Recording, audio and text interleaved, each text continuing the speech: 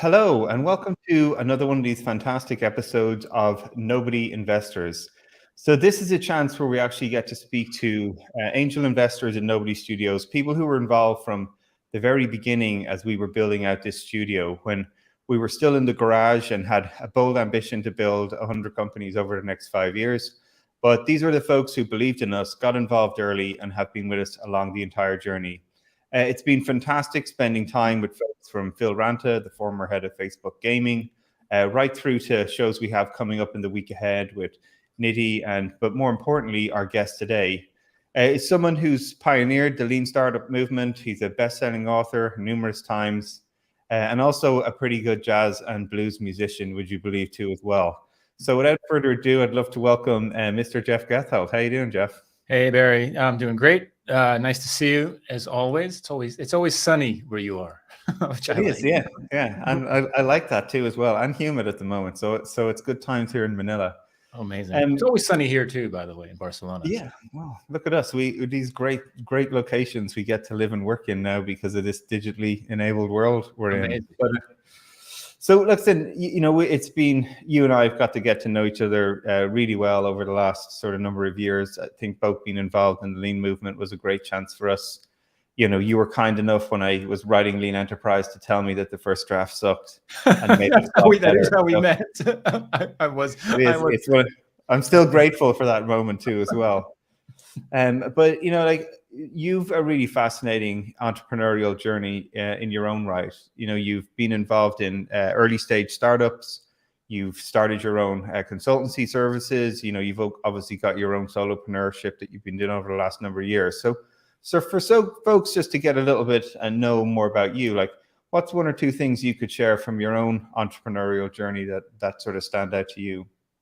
So look, I'll start with this. I actually never thought of myself as an entrepreneur growing up, and I was going to follow the exact sort of prescribed career path that most folks follow, and I saw my parents do. And I even remember growing up hearing my dad, who had tried joining a bunch of entrepreneurial ventures. He said, "Look, I'm not the founder. I'm not the ideas guy. I'm the execution guy." That was my dad, right? He knew kind of what he was good at was taking other folks' ideas, and that kind of, I guess I inherited that particular thing. I was like, okay, I'm not an ideas guy per se. I'm an execution guy. I'll do excellent execution. What was really interesting was I was kind of thrust into entrepreneurialism in the proper sense about 11 years ago or so. And I'll talk about that in just a second. But when you think back, after you kind of enter this kind of entrepreneurial world, and I had this mindset, I'm not an entrepreneur. You think back to the things that I did when I was younger, and I absolutely did entrepreneurial things. They just weren't like start a company, right? But look, when I was a kid in elementary school, right, I would sell Jolly Ranchers, the little hard candies in the US. You buy a pack for $2 and you go to school and you sell each one for $0.25 and you make $5 on a bag, right? That's where it started. And then I was in bands forever. And anybody who's been in a band, especially any kind of serious band, knows that a band is a startup. It's exactly the same thing, right? You've got a crazy idea. You want people to follow you. You want to build this thing and scale it. You dedicate every waking moment. You sleep you sleep in awful places. I won't right? And you do terrible things, but all for the sake of making this thing a success. And so kind of looking back, I had absolutely done a bunch of entrepreneurial things that I never considered proper entrepreneurial. But about 11 years ago, I quit my last full-time job at the Ladders at the behest of my now very, very long-time business partner, colleague, and friend, Josh Seiden, and another gentleman who I consider a friend as well, and a gift constable, to start an agency. It was called Proof, and then eventually we sold it to Neo. We became the New York City office of Neo, which was a services company, a product studio designed to build digital products in that lean and agile way. And we did that for 4 years. And what was interesting is that as that was kind of taking off, the marketing for that was content marketing that I was creating. So it was writing lean UX with Josh, speaking, blogging, teaching, that type of thing.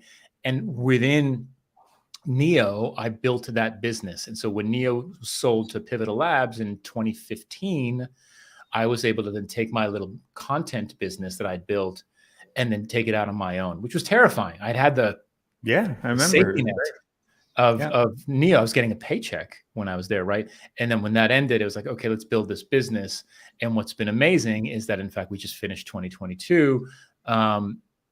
That business has grown year over year over year over year now for 7 years. So that's kind of the long story, but that's the entrepreneurial journey. And I'm never going back. I totally see myself as an entrepreneur now, and I'm trying to convey that to my kids very, very clearly, that they can be that too.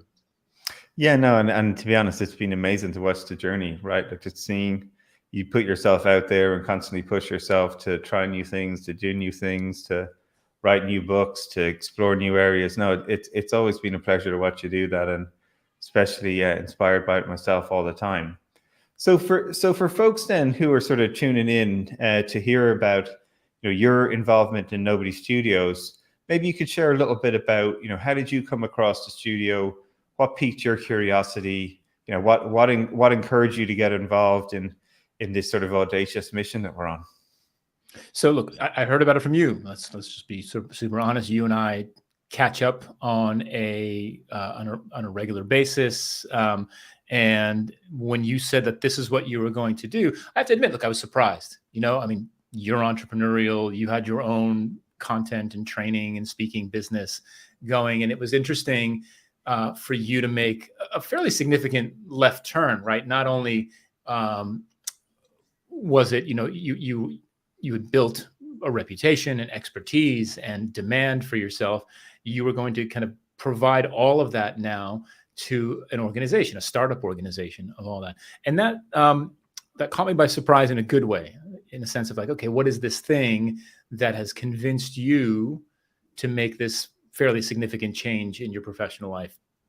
And so that's what I learned about it. And I remember you and I talking about it, and it sounded crazy at the time, right? The goal is massive. This 100 companies in 5 years, and kind of building this thing globally, kind of in the middle of a pandemic, and all of these things. It's a tremendous challenge is what it felt like at the time. But that's what I heard about it from you. So that was what was compelling, right, for me, is that you were doing it because I'm going to say it on air, Barry. I respect you. Don't let it go to your head. And and so that was compelling for me. Yeah, no, thank you and honestly, like, a lot of this thing is about encouragement too, as well, right? I think we've known each other a good while, and again, encouraged and supported each other and challenged each other to help us be the best people we could be. And yeah, it's a really interesting call, because for me personally as well, I was just feeling like I was missing building.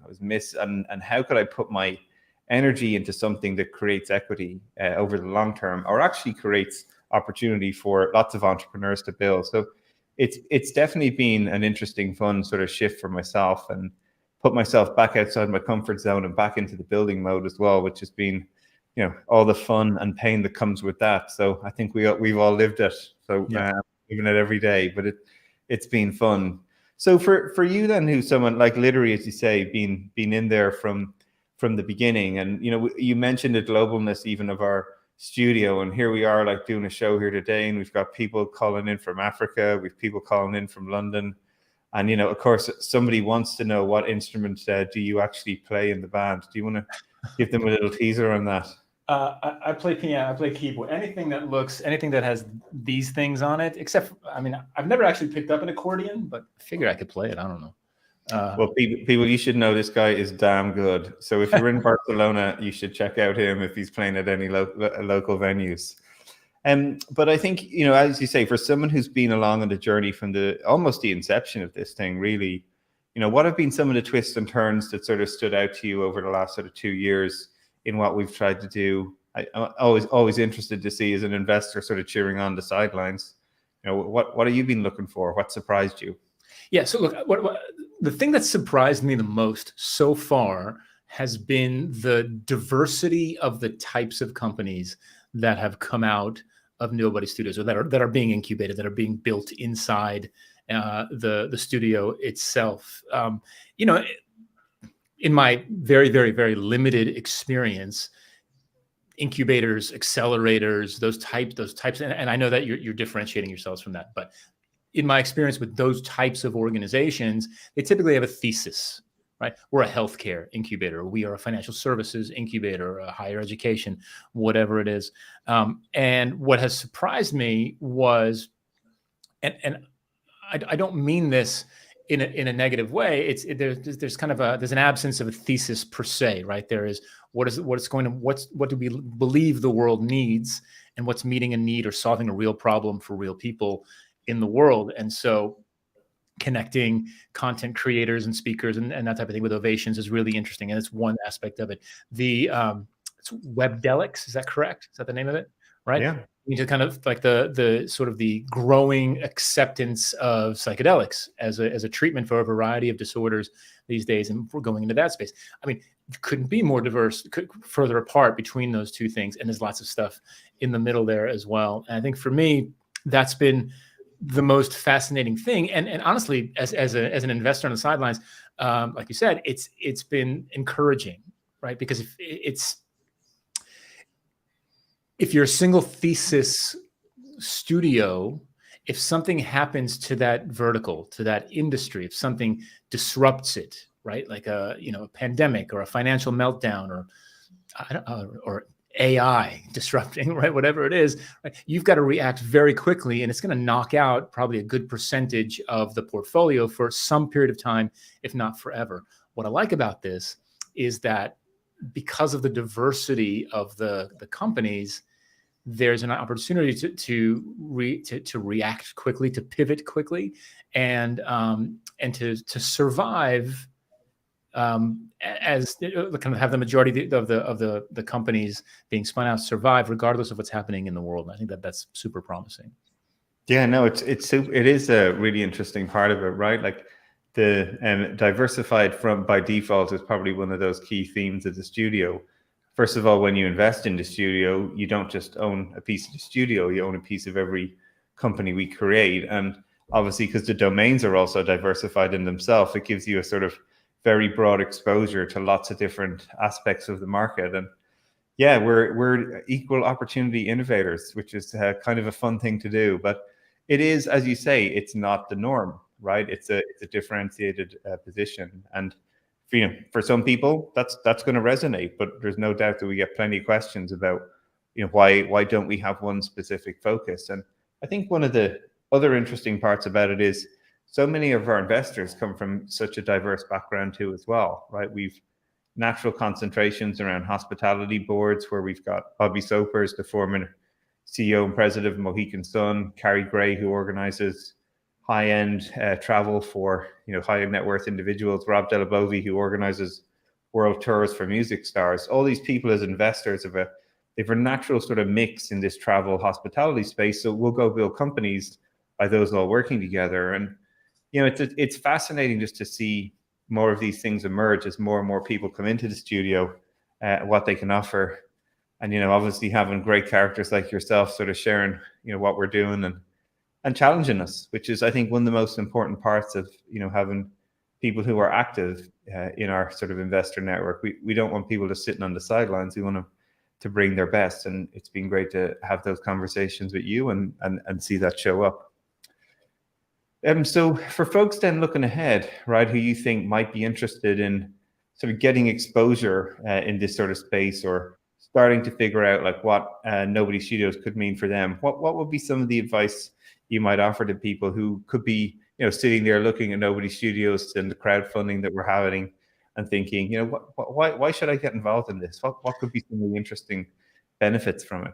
So look, I think again, this is what appeals to me is the diversity of it, right? The odds of success, in my opinion, are significantly increased when you're looking across a broad portfolio, right? You could put some money into an organization or a team and believe in that team, and that's terrific, right? You have one shot with that team, with that company, right? If they do well, terrific. If they fail, you're at 50-50 shot. I mean, 50-50, and that's being generous, right? That's assuming that startup success rate is 50-50, and we know that it's not, right?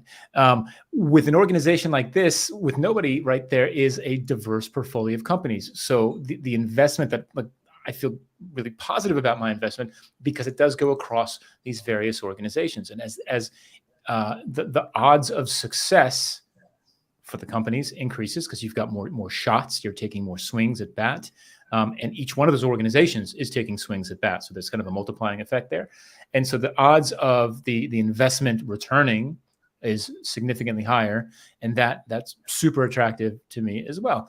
And again, I don't have to know. The interesting thing, I haven't done a ton of investing, right? I've done a relatively small amount of angel investing, but I feel like where I have put money in before, I felt obligated to at least do some due diligence about the space and to kind of believe that I understand the space enough to determine whether this company has a chance for success. What I like about this, and maybe this is me being lazy, right, is that I don't have to do that in that sense, right? There is, like we talked about, there's so much, everything from parenting startups to public speaking to like we said, like alternative therapies, and et cetera, et cetera, et cetera. There is the portfolio increases the likelihood of success. And so my investment isn't as much in those companies, but it's in you and the team that's putting this together and supporting those companies. And you know, and that's a team that I'm super comfortable backing.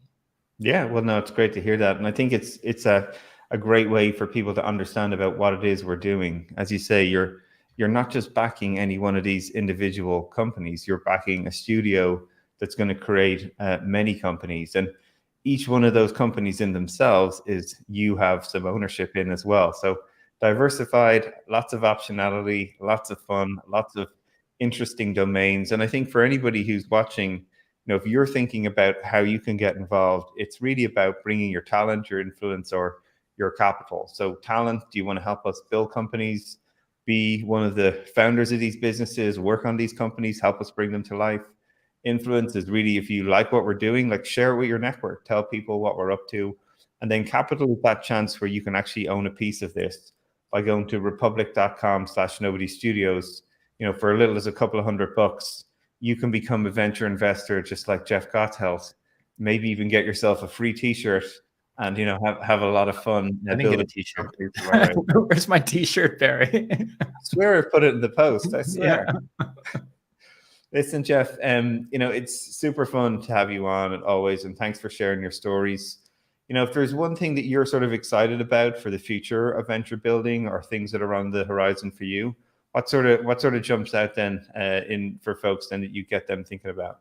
I think the most promising thing that we've seen come out of the pandemic, and I think that Nobody Studios is supporting, and that I'm super happy to see, is the and again, I keep using this word, but I think this is the key word, is the diversification of talent and geographical locations and access that this kind of opportunity provides. There is, you know, we've sort of blown up that all startups need to be in Silicon Valley, right, or New York or whatever, right, to be successful.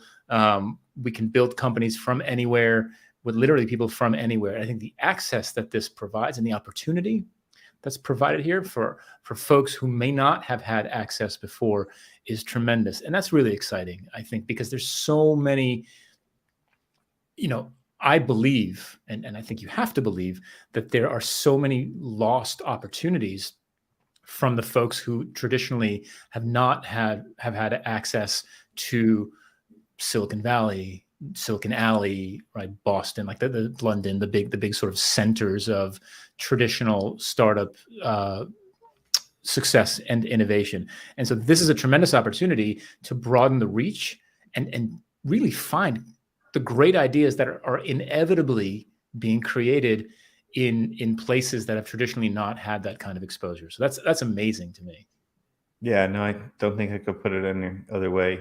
You know, one of the things that sort of motivates me the most is when we jump on these live streams and we've got people from Tanzania, we've got people from London, we've got people from all over the world sort of sharing and excited about how they can contribute and become a Nobody too. It's been pretty amazing to see our investors. The majority of our capital has actually come outside the United States, where the company was initially founded. We truly are a global movement, and it's been amazing to sort of see that come to life with people dotted all over the world. So to you in Barcelona, Jeff, have a fantastic morning. Enjoy your croissant and your coffee. I'm signing off on Friday evening here in Manila. Amazing. I'm sure our friends in North America will be waking up to enjoy this over their breakfast. Yep. It's great having you as a friend, and investor in Nobody Studios. Looking forward to having you back on the show again to share more of the great things we're doing in the weeks, months, and years ahead. Thanks, Barry. It's been a blast, and congratulations on all of this. It's amazing. Yeah, it's great having you with us. Cheers. All right. Take care.